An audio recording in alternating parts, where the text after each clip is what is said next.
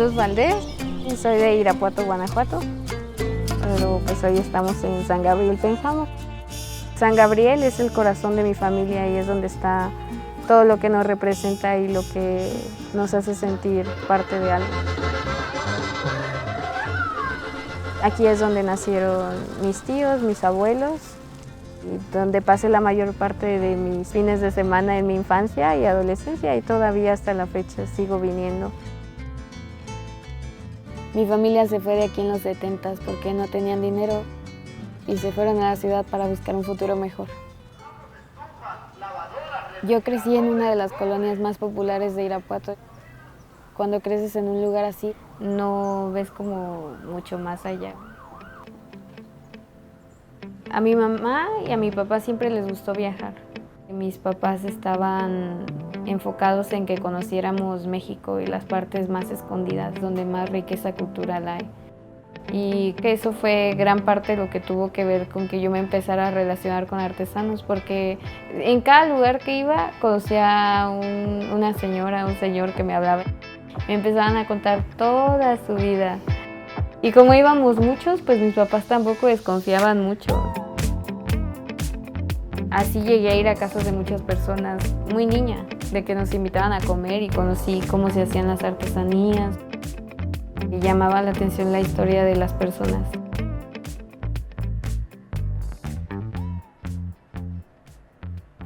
Como yo crecí entre artesanías, viéndolas y ya las reconocía, veía todos estos recuerditos y pensaba, esto no es artesanía o esto está hecho en China. Y me ponía a pensar qué pasaría si todas esas personas le compraran a todos los artesanos del país. Quería que lo que hacían los artesanos lo vieran todos, que lo viera todo México. Y fue así como empezaba a subir fotos como toda adolescente a mis redes sociales, ¿no? De tu comida o los lugares que visitabas. Y las personas me preguntaban, oye, ¿y dónde está eso? ¿O dónde compraste eso? Y les decía, pues tienes que viajar tanto para encontrarlo. Y me decían, ay, no, pues entonces no. Ahí me di cuenta que había personas que querían vender y personas que querían comprar y solamente tenía que juntarlas. Mis fotos preguntaban tanto que dije, ay, pues la próxima vez que vea un artesano le voy a preguntar su número. Y así empecé a pasar contactos a quienes les interesaba y fue como comencé a conectarlos. Y los artesanos, cuando veían que de verdad había personas preguntándoles, me escribían o me llamaban y me decían, oye, sí me han estado escribiendo, pero no sé cómo se hace porque ellos nunca habían vendido en línea. Y comencé a hacer videos, pero para artesanos. Cómo tomarle foto a la prenda, cómo comprar guías, cómo hacer envíos, qué se necesita. Y decidí hacer el grupo. El grupo de Facebook pues fue porque dije, a lo mejor muchos artesanos que quieren vender pues no tienen ni seguidores ni la plataforma.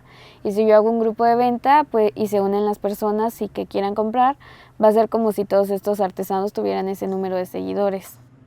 Y cuando empezó el boom de los videos cortos, realmente ahí fue cuando ya dije, las fotos ya no están funcionando.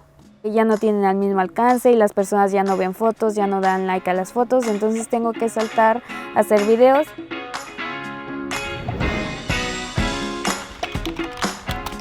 Se concretaron muchísimas ventas, hubo artesanos que me decían tengo trabajo para todo el año, muchos artesanos se independizaron de sus revendedores y eso para mí fue increíble. He dedicado alrededor de 10 años de mi vida a capacitar, promover artesanos y ayudarlos a realizar el comercio en línea por medio de sí mismos, sin la necesidad de intermediarios, y a llevar sus productos a más personas. Sinceramente es el compromiso que demuestra al hacerse presente en el taller, en el lugar de trabajo, y no solamente por lecturas o a través de la información que le llegue, sino que su compromiso de conocer directamente todos los procesos. En mi caso, eso me encantó. Yo estaba trabajando con un ritmo tranquilo, conformista hasta cierto punto, cubriendo el mercado local que tenía, y a partir de que se dio a conocer el video en las redes, los comentarios han llegado de prácticamente de toda la República y algunos incluso del extranjero. Cuando conocieron todo el proceso vieron que no es tan fácil hacerlas y le dan un valor real al producto terminado.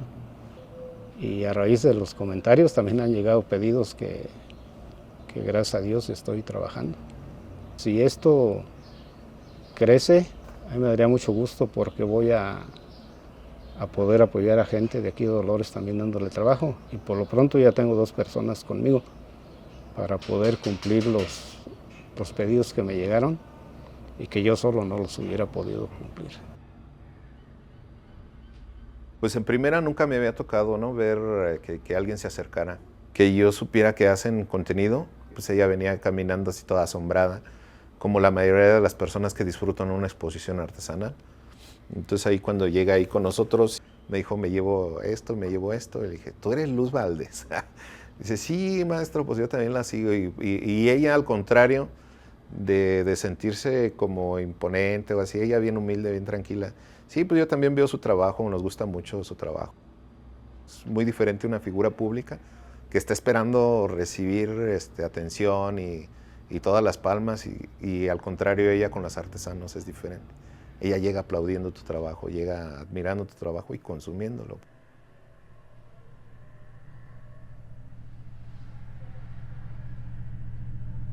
El exponer tu vida es muy complicado porque estás expuesto a que 1000 personas te señalen por segundo. Y en redes sociales le caes mal a las personas por nada o ni siquiera tienes idea de quién es.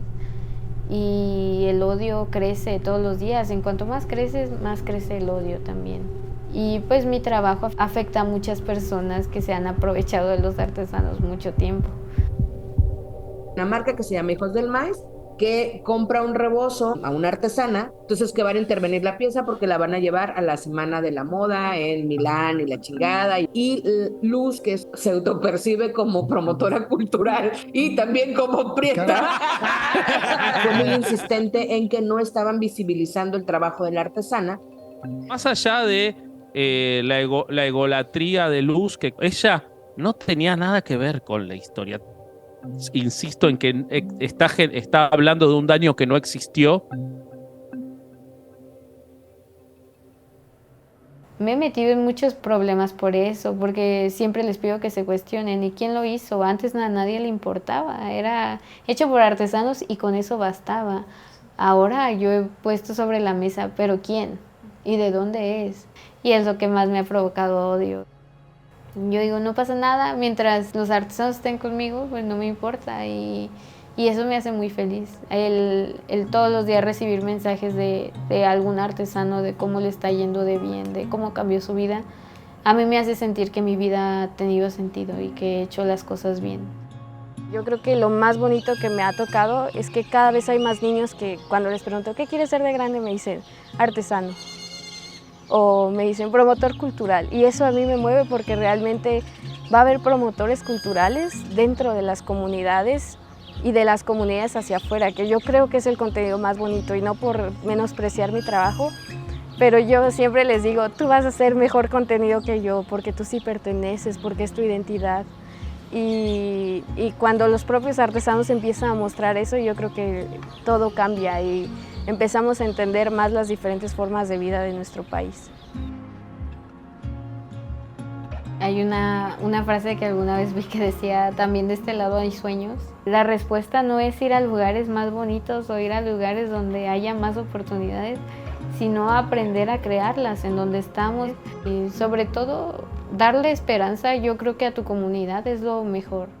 Enseñarles que sí se pueden hacer cosas aquí, y creo que haciendo todo esto he aprendido a quedarme y a querer más el lugar de donde soy, apreciarlo más y decir, esta es mi identidad y esto es lo que nos hace ser quienes somos, y si no fuera por Irapuato yo no sería quien soy.